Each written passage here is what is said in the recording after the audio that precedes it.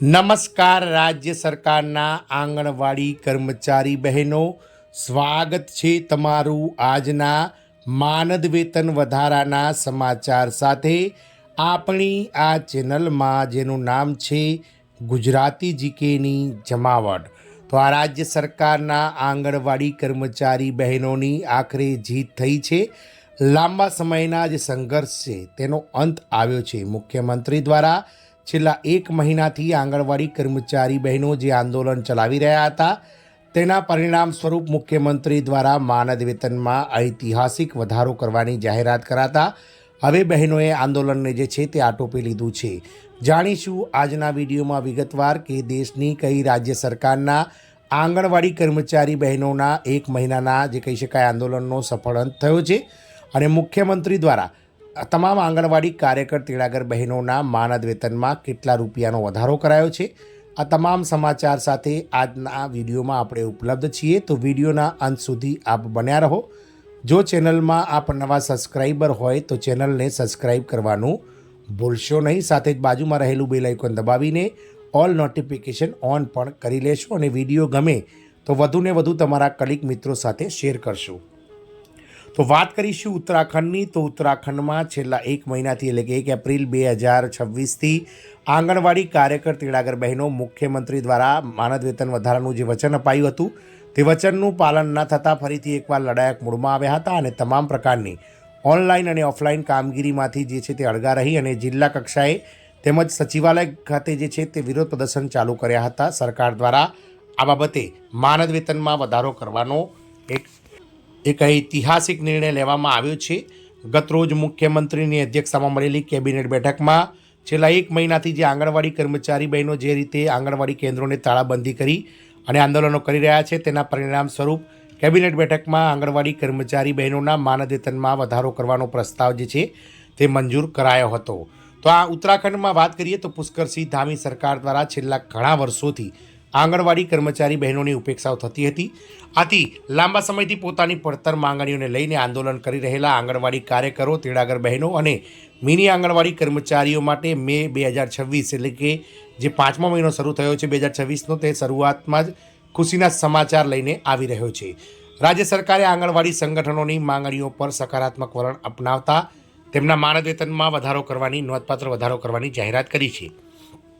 તો ગતરોજ ઉત્તરાખંડ આંગણવાડી કર્મચારી સંગઠનોના પદાધિકારીઓ અને મુખ્યમંત્રી સાથે બેઠક યોજાઈ હતી, જેમાં મહત્વપૂર્ણ નિર્ણયો લેવાયા હતા.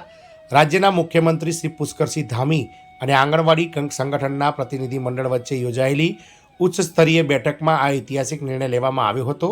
આ બેઠકમાં લેવાયેલા મુખ્ય નિર્ણયો નીચે મુજબ છે, જેમાં પહેલો નિર્ણય છે દૈનિક વેતનમાં ₹140નો વધારો. એટલે કે મુખ્યમંત્રીએ આંગણવાડી કાર્યકરોની મહેનત અને તેમની અનિવાર્ય સેવાઓને ધ્યાનમાં રાખીને તેમના દૈનિક વેતનમાં ₹140નો વધારો કરવાની મંજૂરી આપી છે. 140 દૈનિક વેતનના હિસાબે આપણે કહીએ કે જો મહિનાનું વેતન ગણીએ તો લગભગ ₹4000ની આસપાસ માનદ વેતનમાં વધારો કરાયો છે.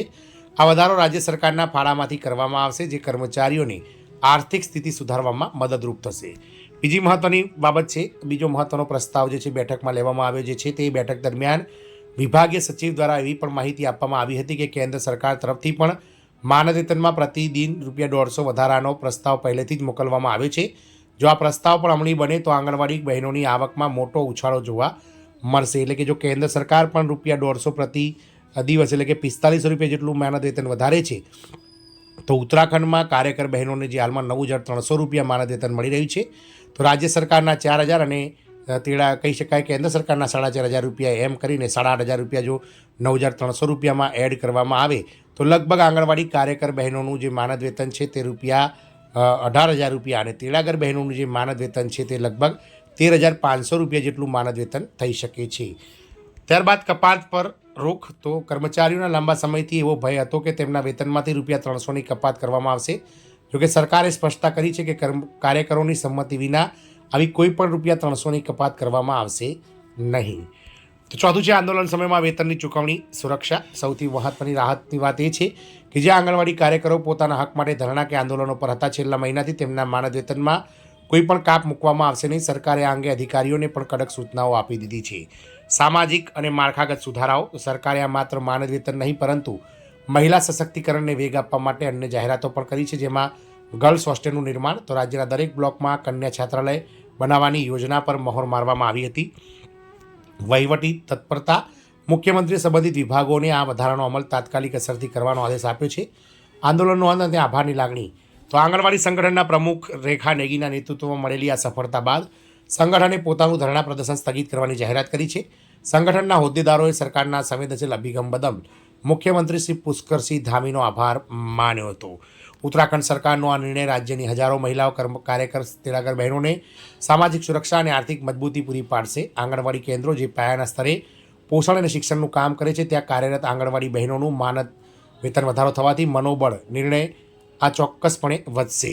તો ઉત્તરાખંડ સરકાર દ્વારા આંગણવાડી કર્મચારી બહેનોના છેલ્લા 1 મહિનાથી ચાલતા ધરણા કાર્યક્રમ આંદોલનકાર જે છે તેનાથી ડઘાઈ અને આંગણવાડી કાર્યકર તેડાગર બહેનોમાં રાજ્ય કક્ષાએ 140 રૂપિયા પ્રતિ દિવસ અને કેન્દ્ર સરકારને પણ 150 રૂપિયા પ્રતિ દિવસ માનદ વેતનમાં વધારો કરવાનો પ્રસ્તાવ મોકલી દીધો છે.